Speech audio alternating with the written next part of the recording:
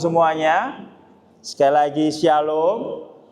Kita ada di minggu kedua di bulan Oktober dan saya bersuka cita kita akan terus belajar mengenai tentang berhala hati dan Injil yang lebih indah. Sekali lagi kita akan belajar mengenai berhala hati dan Injil yang lebih indah. Saudara, pada saat saya tadi menyanyi lagu, pada saat tadi saya menyembah, saudara, ada hal yang jadi kalau kita di gereja yang bandnya lengkap, saudara, kadang-kadang itu kita nggak nyanyi, kita tuh nyanyi dalam hati atau cuman apa ya bahasa Jawanya, mangap tapi nggak bersuara, benar nggak? Saya itu begitu. Nah, tapi begitu kita di sini, saya harus membiasakan diri untuk saya bernyanyi dengan suara yang saya keluarkan, saudara. Nah, ini adalah sebuah hal yang kita harus belajar. Mungkin ini yang dinamakan dengan kita memuji dan menyembah Tuhan dengan segenap hati dan kekuatan kita. Kenapa kita kalau musiknya lengkap imik-imik gitu? Karena kita nyanyinya sekeras apapun nggak akan dengar. Tapi sebagai tubuh Kristus, suara kita, pujian kita memiliki peran untuk bisa menguatkan satu dan yang lain. Pada saat kita berkata, mengasihi, memuliakanmu. Suara kita juga didengar oleh orang di sebelah kita. Dan kita berdoa, apa yang kita katakan dapat menjadi kekuatan dalam kehidupan mereka. Amin, saudara. Jadi mari kita biasakan untuk hal itu.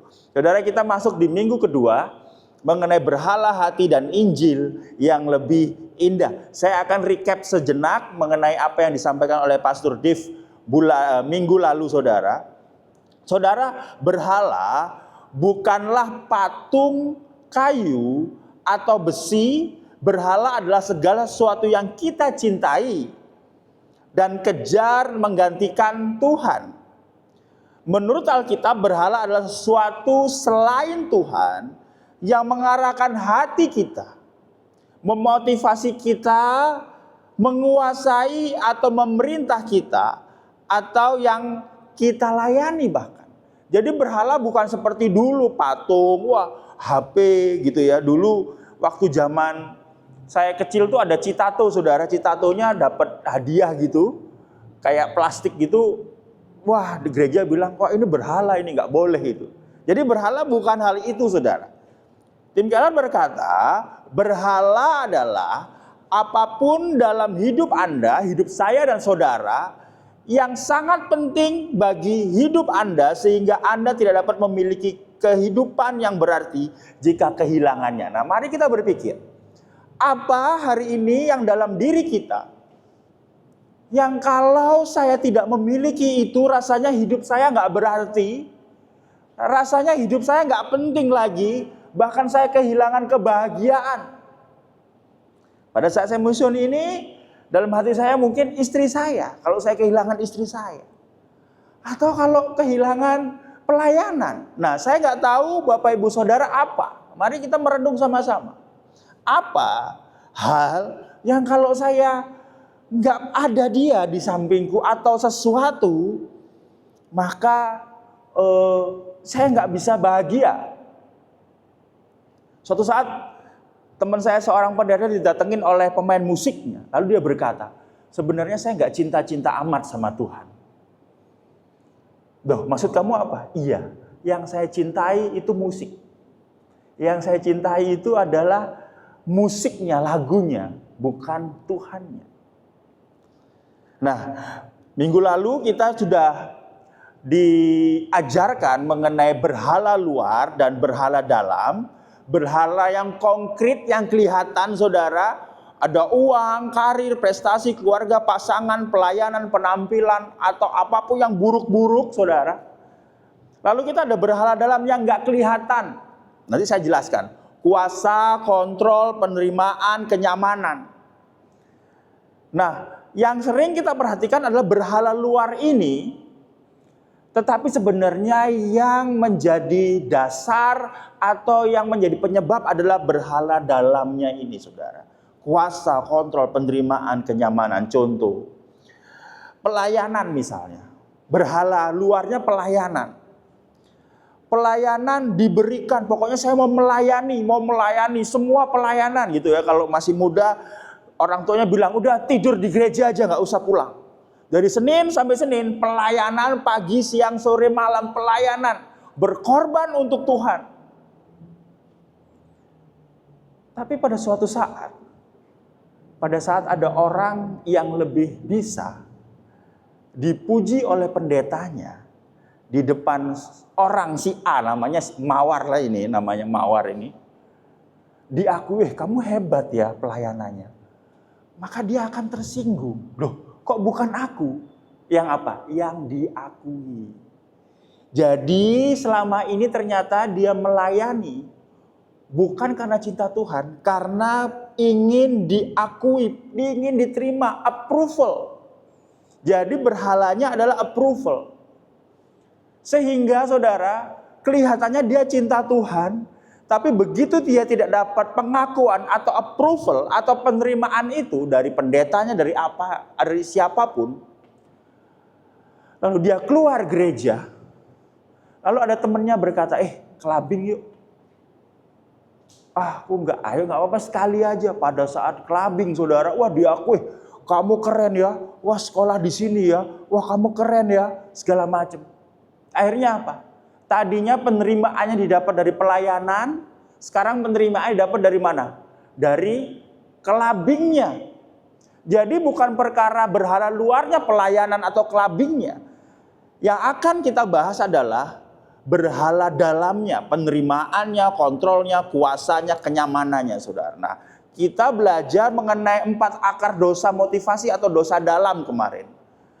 Power, approval, comfort, control, kekuasaan, penerimaan, kenyamanan, dan kontrol, saudara. Hari ini kita mau belajar satu hal.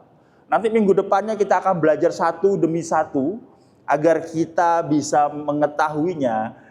Dan saya berharap kita nggak skip, saudara ya.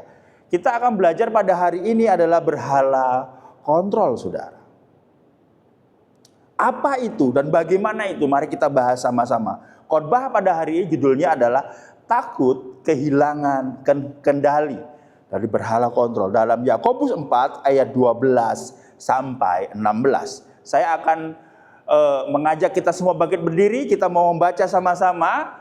Bapak Ibu Saudara membaca di ayat yang ganjil, saya membaca ayat yang genap. Sekali lagi, karena gereja kecil maka kita harus bersuara supaya enggak 1-2 orang jadi aneh gitu ya.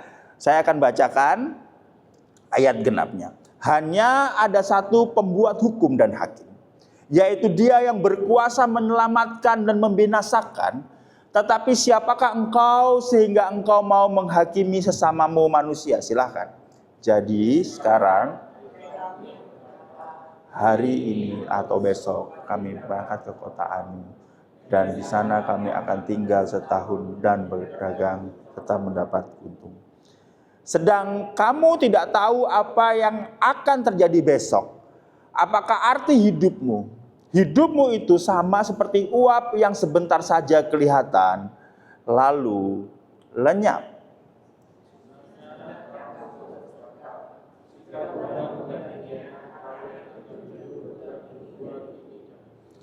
Tetapi sekarang kamu memegahkan diri dalam congkakmu, dan semua kemegahan yang demikian adalah salah. Kita sama-sama ya, ayat 17, 1, 2, 3. Jadi jika seorang tahu bagaimana ia harus berbuat baik, tetapi ia tidak melakukannya, ia berdosa. Puji nama Tuhan, silakan duduk saudara. Sebelum kita masuk ke dalam pembahasan ayat saudara, banyak orang di sini yang sudah tahu kalau saya itu paling takut naik pesawat saudara. Saya itu paling takut naik pesawat. Wah, apalagi kalau pesawat dari grup ini yang suka delay, yang wah pokoknya itu ya, pokoknya aduh. Suatu saat saya ke Kupang saudara, dari Surabaya ada pelayanan, adanya pesawat dari grup ini saudara. Waduh, saya itu udah gelisah malam segala macam. Nah, suatu saat saya harus terbang ke Jakarta yang dapat flightnya itu flight malam saudara. Makin serem lagi saudara. Wah, begitu terbang saudara, ini adalah, wah jantung saya mau copot. Kenapa? Saya itu kalau di pesawat, saya suka duduk itu yang di tengah. Jadi kayak dilindungi sama kanan kirinya. Walaupun saya nggak kenal. Atau duduk di gang, di aisle.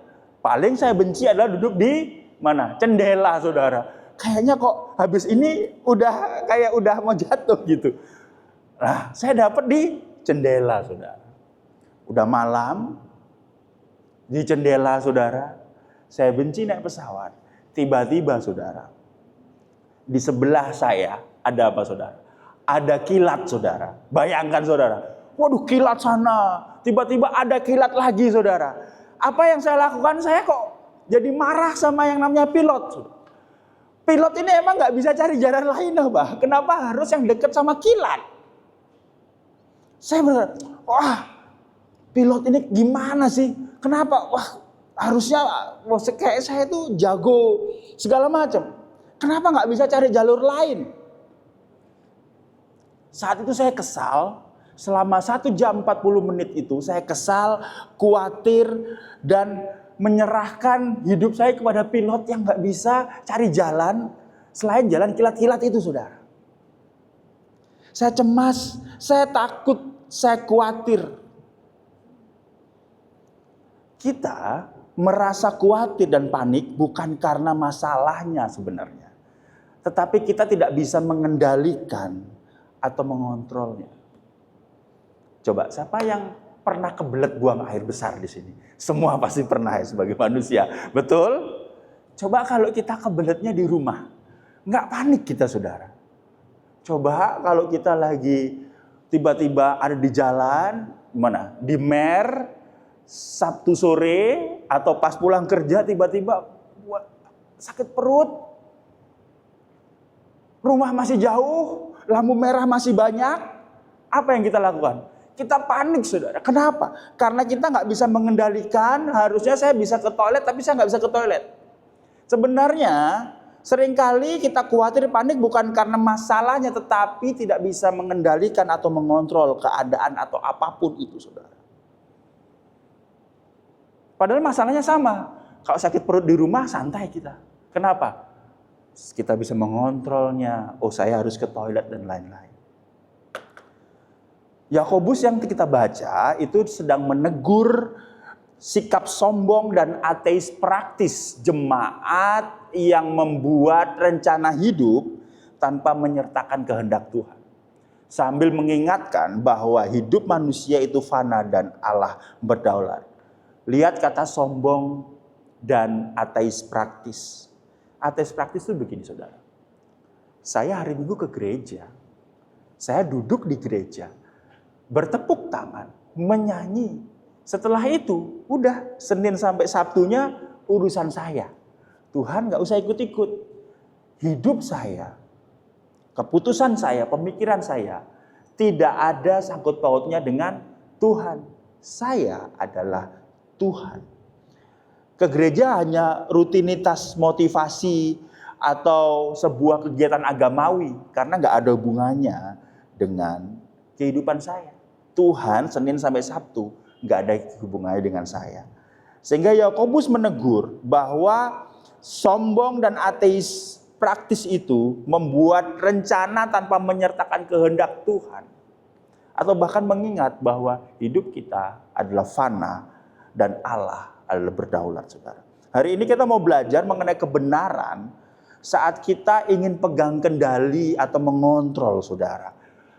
Ingat, khotbah kita hari ini mengenai berhala kontrol, berhala memegang kendali. Apa aja kebenaran yang kita ambil dari ayat yang tadi kita baca?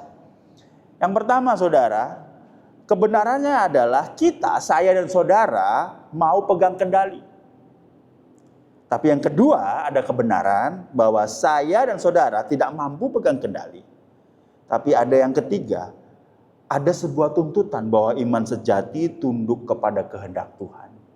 Dan yang keempat, ada berita baik bahwa salib alasan saya dan saudara dimampukan. Yang pertama, saudara, kebenaran saat kita ingin pegang kendali atau mengontrol, yaitu saya mau pegang kendali. Ada orang, saya tuh nggak suka pegang kendali karena saya introvert, gitu ya.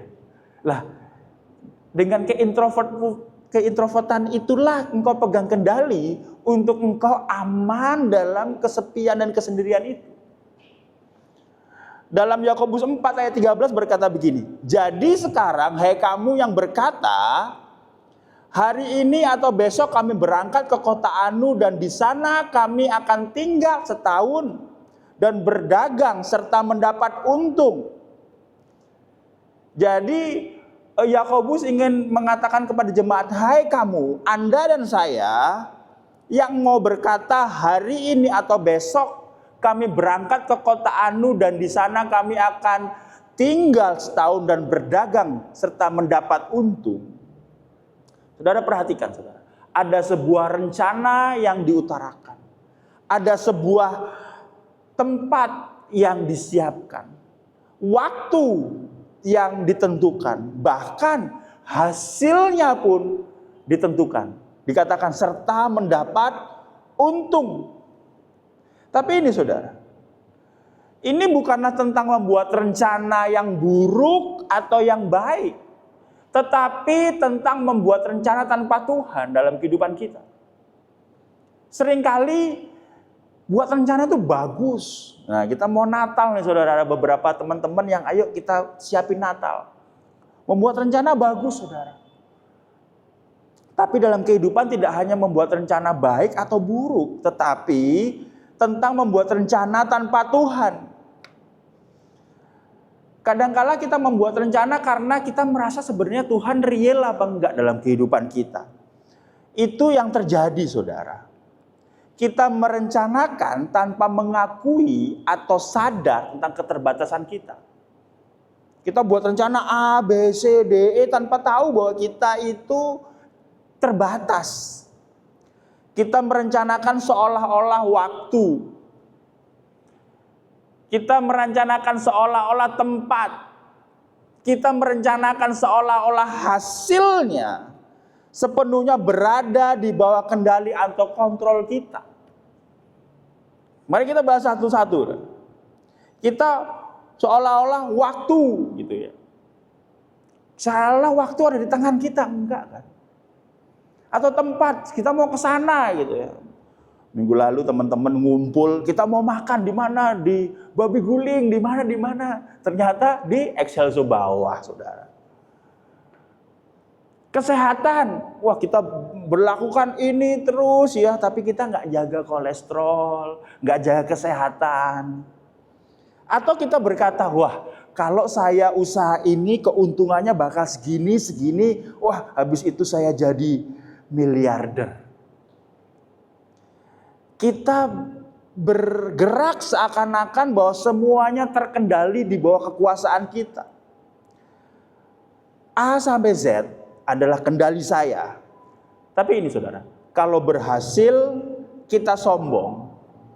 Kalau nggak berhasil kita putus asa, menyalahkan Tuhan, bahkan menyalahkan orang lain.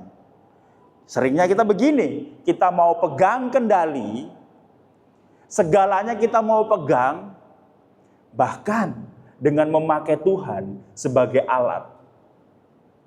Bukan untuk mengandalkan atau meminta Tuhan untuk menyertai kita. Tuhan, Engkau berkati ya usahaku. Tuhan, Engkau berkati ya hubungan ini. Tapi mari berpikir, apakah pada saat kita berdoa, kita ingin Tuhan sebagai alat untuk melindungi rencana kita? Atau kita mau Tuhan untuk menyertai kita? Kita mengandalkan Tuhan dalam setiap langkah kita, bahwa Engkau yang memimpin. Atau kita hanya mengandalkan Tuhan sebagai Tuhan hanya alat saja. Tuhan, ini plan saya. Ini perkiraan hasilnya Tuhan. Berkati ya Tuhan. Awas kalau nggak diberkati.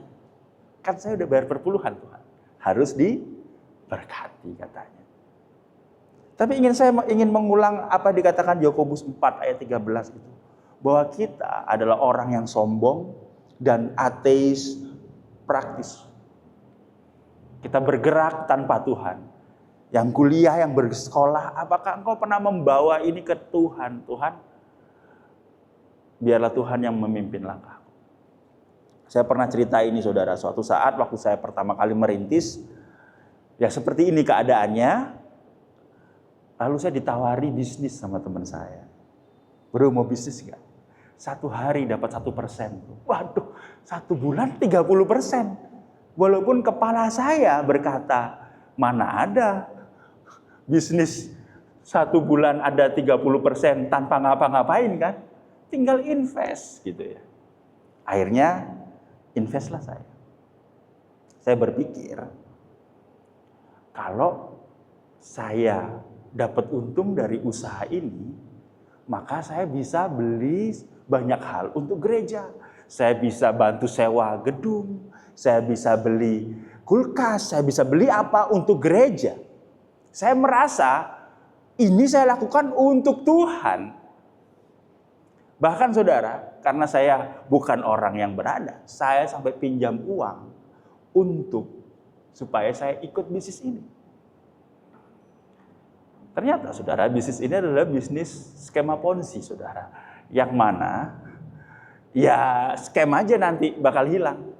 Oh, bulan pertama saudara, untung saudara, saya belanjakan vacuum cleaner gitu ya untuk gereja. Bulan kedua, saya belanjakan kulkas untuk gereja. Masih ada di Surabaya Barat kalau mau lihat hasil kebodohan saya itu saudara ya. Bulan ketiga saudara, hilang saudara. Saya harus bayar hutang itu saudara. Hutang saya untuk usaha. Apa yang terjadi saudara?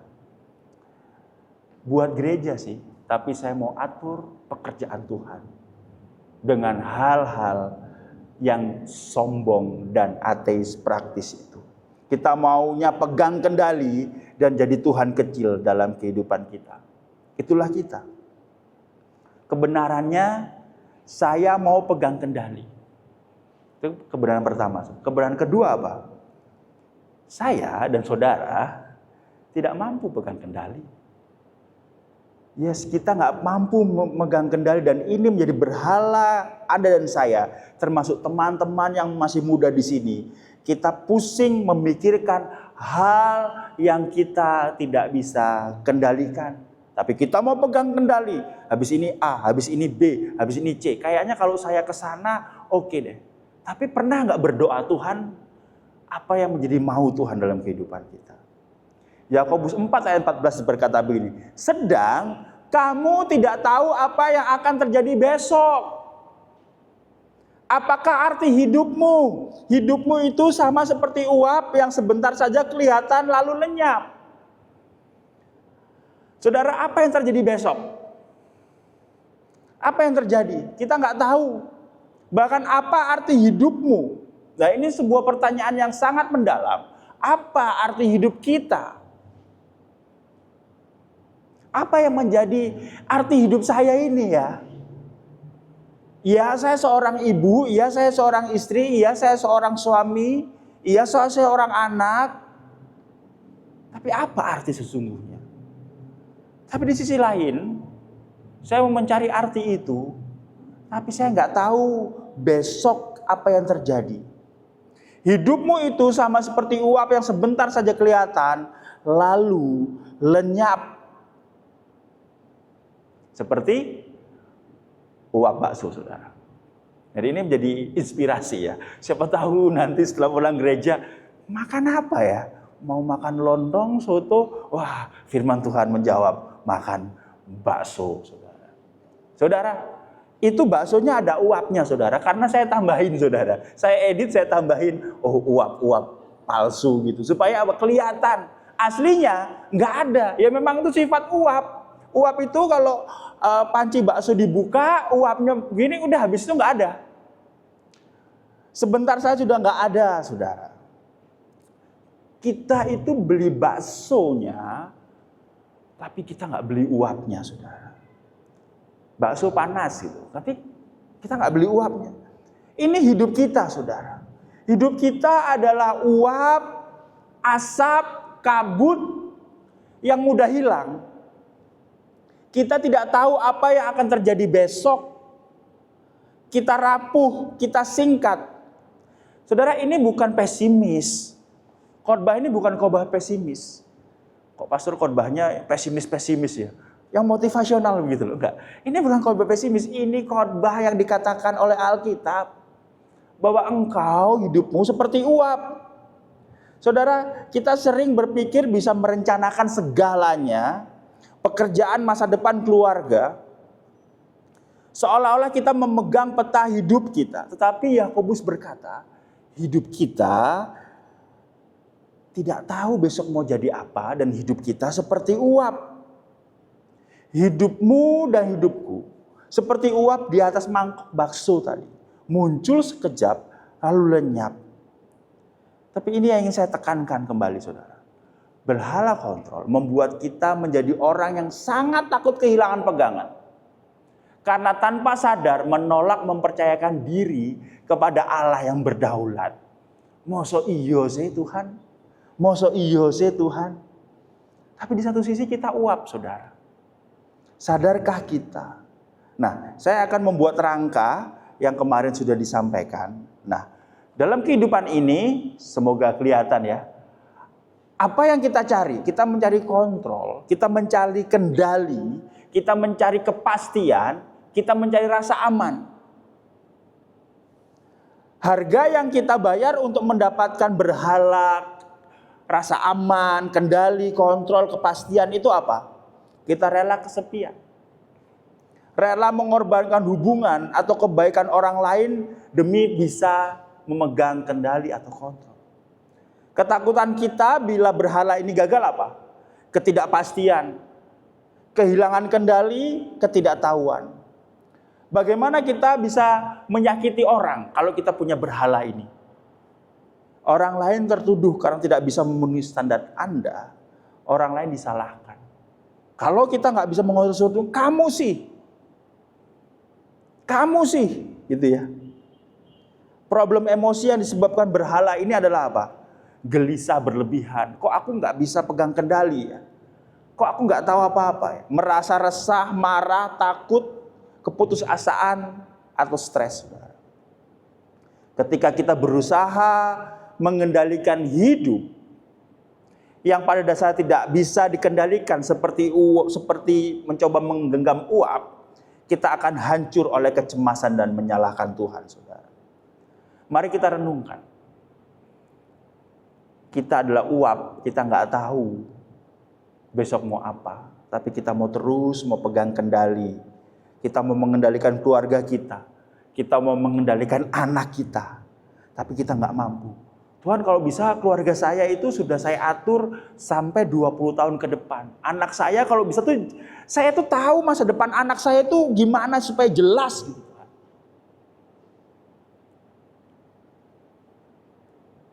Saudara, kita tidak bisa pegang kendali. Kita adalah uap. Suatu saat saya punya teman, saudara. Istrinya tuh cemburuan banget, saudara. Ditelepon tuh kalau jalan sama kita tuh ditelepon 10 kali, saudara. Tato. Video call. Coba puterin ya, diputerin gitu. Aman kok kita di Jakarta, Surabaya nggak ada, saudara.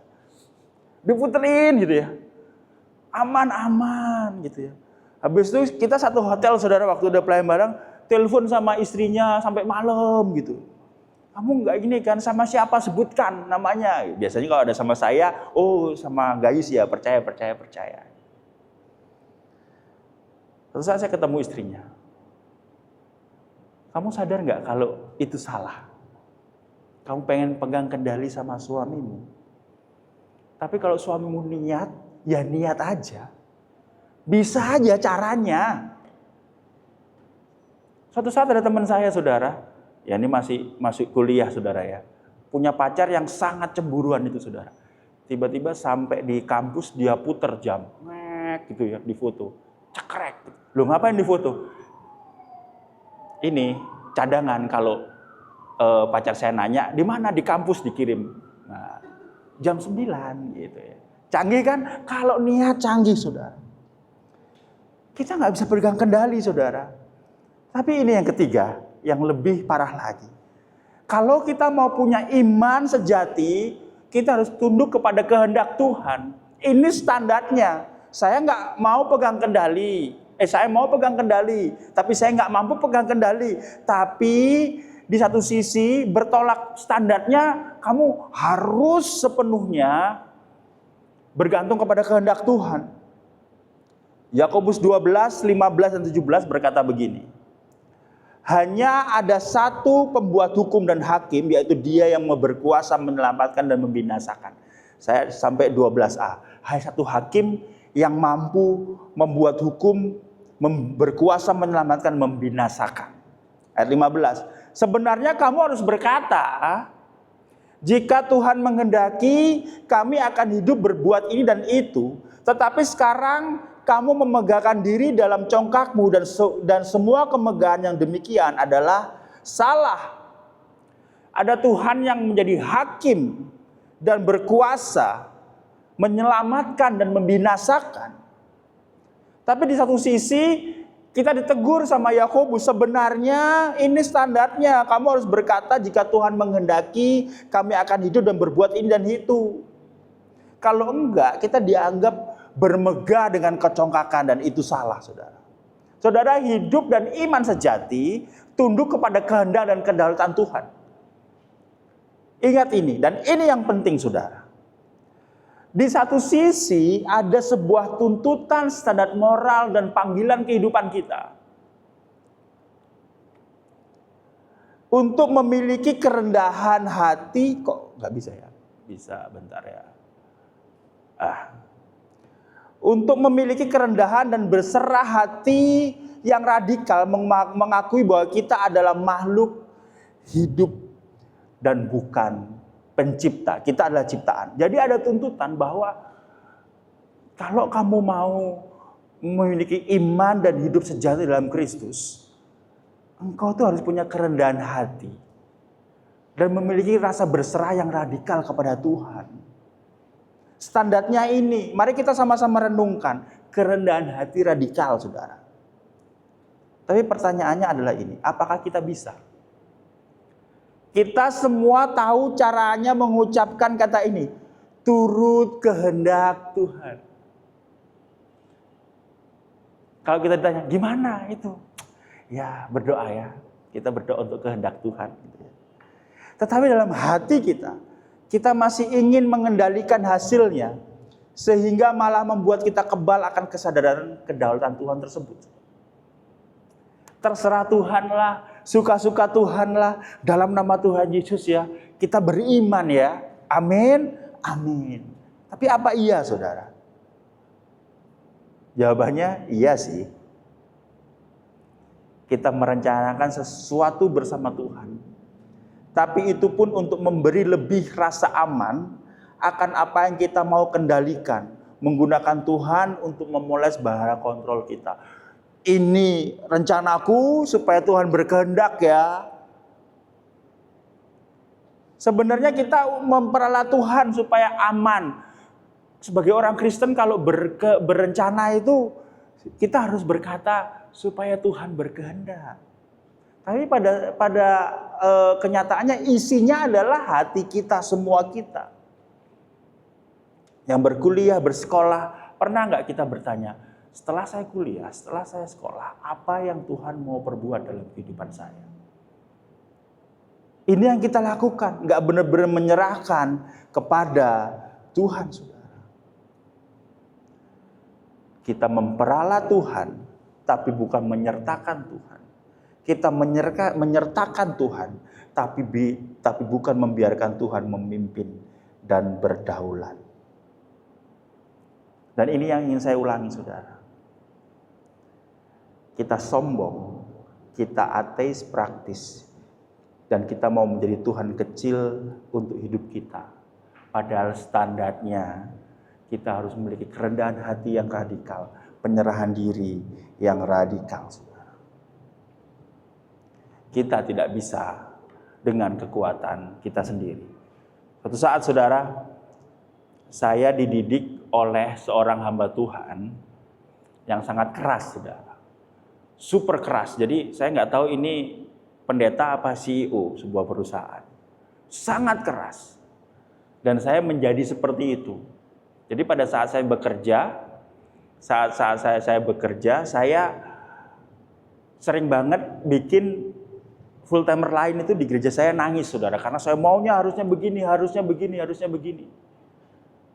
Jadi saya merasa bahwa saya bisa, tetapi pada saat saya mendengar firman Tuhan ini, saudara, saya merasa bahwa saya harus berusaha untuk saya nggak punya bahara kontrol saya. Tapi saya uring-uringan, saudara. Kenapa? Harusnya saya tahu ini, harusnya saya mengendalikan ini, saudara. Saya nggak bisa menaruh standar Tuhan dalam diri kita, dalam diri saya. Saudara, pernahkah kita meniup lilin dan melihat asapnya? Lalu asap itu menghilang, saudara. Begitu cepat, kita bahkan nggak tahu kemana asap itu perginya. Yakobus berkata, hidup itu seperti asap itu.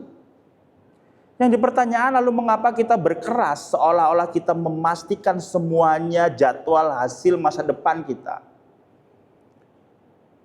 Pada hari ini bukankah lebih masuk akal mempercayai daripada Dia yang kekal, bukan mempercayai diri kita yang sementara.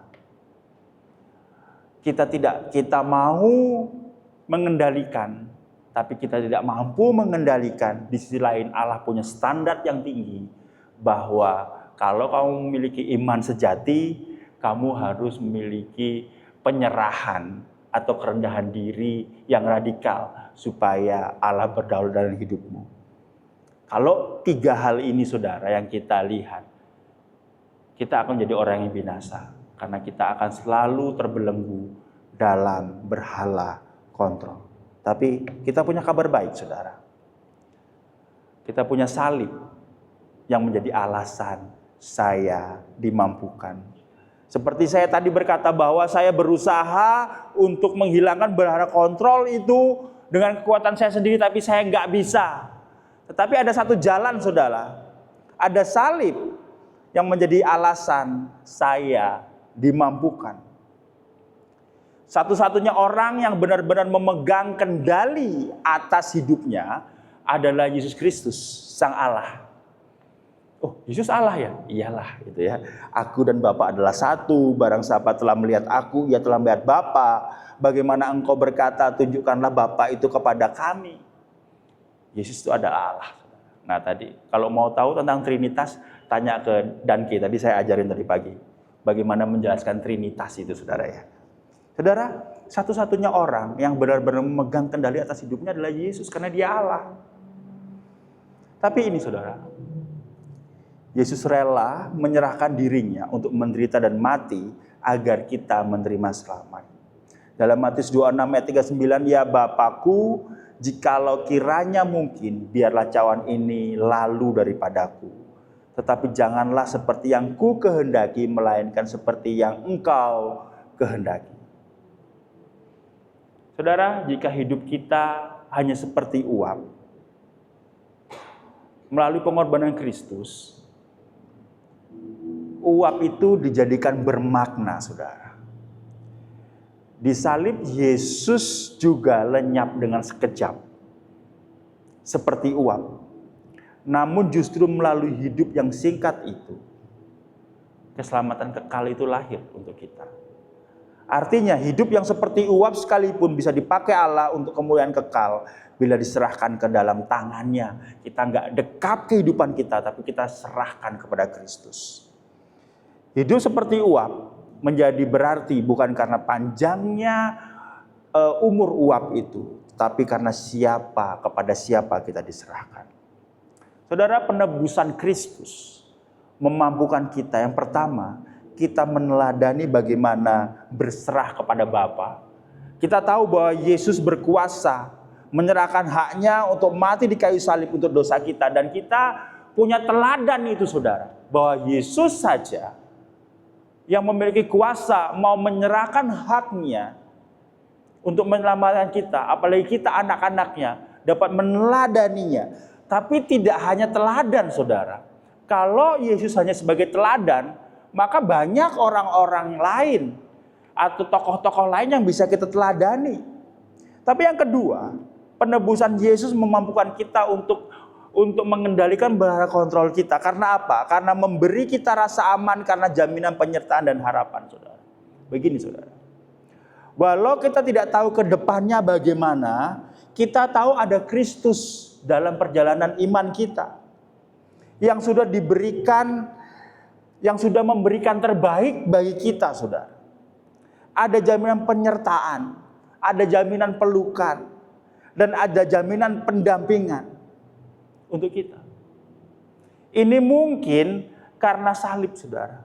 Karena salib tidak ada halangan lagi bagi Tuhan untuk bisa memeluk kita. Karena yang jauh sudah dekat dan kita diperdamaikan oleh Kristus. Saya, istri saya, kita semua tempat ini paling nggak tahu ya. Habis ini saya mau apa? 10 tahun lagi bagaimana ya? Jangan 10 tahun lagi, tahun depan saya mau jadi apa gitu.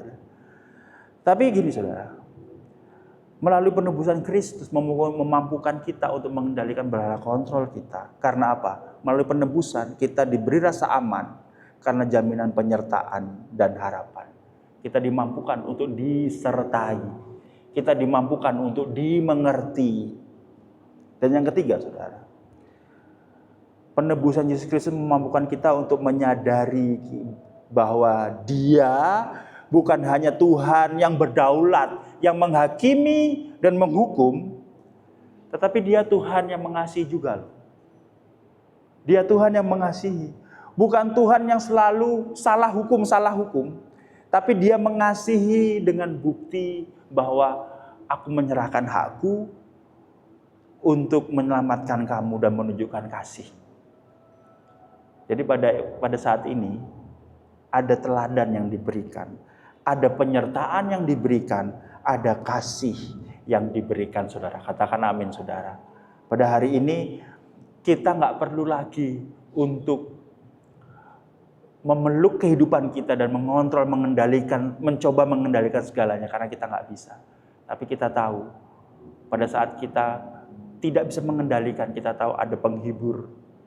Ada yang menyertai kita, bahkan memberi hikmat kepada kita. Tim Keller berkata begini, jika kamu memiliki Allah yang besar dan berdaulat, namun juga penuh kasih dan dekat, kamu dapat beristirahat dalam kendalinya, bukan kendalimu sendiri. Sekali lagi, jika kamu memiliki Allah yang besar dan berdaulat, namun juga penuh kasih dan dekat, kamu dapat beristirahat dalam kendalinya, bukan kendalimu sendiri. Jadi yang mau merit, yang belum dapat pasangan, atau apapun itu, kita punya Allah yang besar dan berdaulat, tapi Allah yang dekat dan penuh kasih, sehingga kita bisa beristirahat, saudara.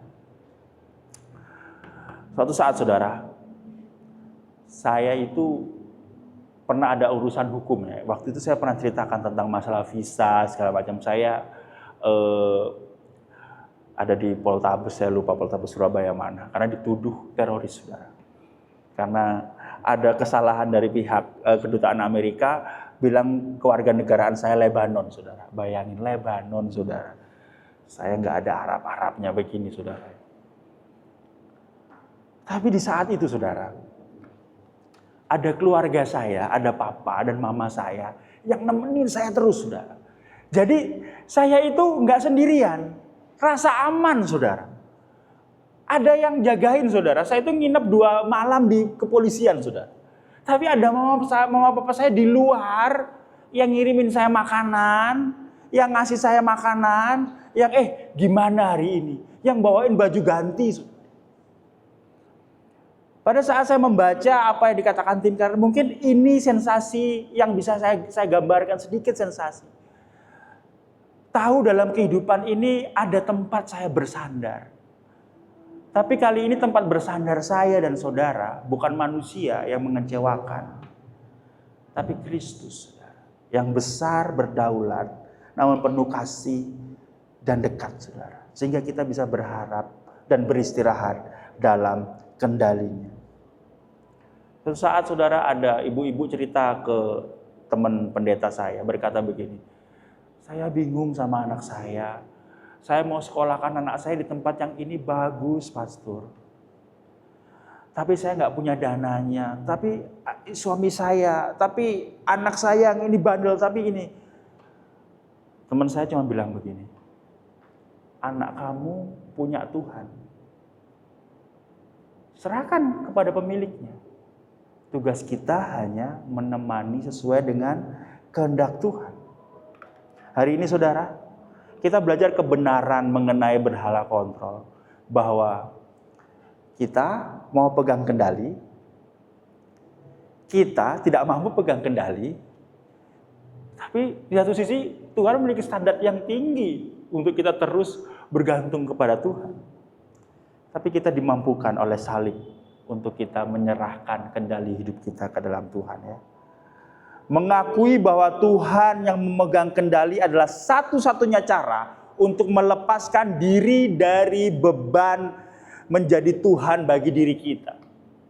Injil adalah kelegaan terbesar yang pernah kita rasakan karena kita punya Allah yang berdaulat, dekat, dan mengasihi kita. Pada hari ini saya undang kita untuk berdiri, saudara. Ada 2 pertanyaan reflektif yang ingin kita renungkan bersama-sama. Pertanyaan pertama, apakah Anda akan terus membangun menara Babel Anda dari rencana dan kontrol Anda yang rapuh, atau Anda akan jatuh berlutut seperti Yesus dan berkata, bukan kehendakku, melainkan kehendakmu yang jadi Tuhan. Apapun permasalahannya hari ini. Dan yang kedua, jika hidup Anda hanyalah uap, mengapa Anda masih berusaha memegang uap itu? Mari serahkan rencana dan ketakutan Anda kepada Kristus. Karena Dia adalah Tuhan atas uap kehidupan Anda. Mungkin yang perlu Anda lakukan bukan memegang, tapi mempercayakan uap itu kepada angin kasih Kristus. Oleh sebab itu, percayalah. Mari kita berdoa, saudara. Tuhan, pada hari ini kami telah selesai merenungkan firman Tuhan. Untuk kami gak boleh punya berhala kontrol, ingin mengendalikan kami seperti ingin menjadi Tuhan kecil dalam kehidupan kami. Tuhan, mampukan kami, karena kami tahu melalui salib kami dimampukan untuk kami memiliki teladan yang benar. Kami juga dimampukan untuk mengerti penyertaan Tuhan walau nggak tahu ke depannya bagaimana. Tapi yang terpenting kami tahu bahwa Tuhan yang berdaulat yang besar adalah Tuhan yang penuh kasih dan dekat, sehingga kami bisa beristirahat dalam kasih-Mu. Meteraikan firman-Mu pada hari ini hanya dalam nama Tuhan Yesus Kristus. Haleluya. Amin.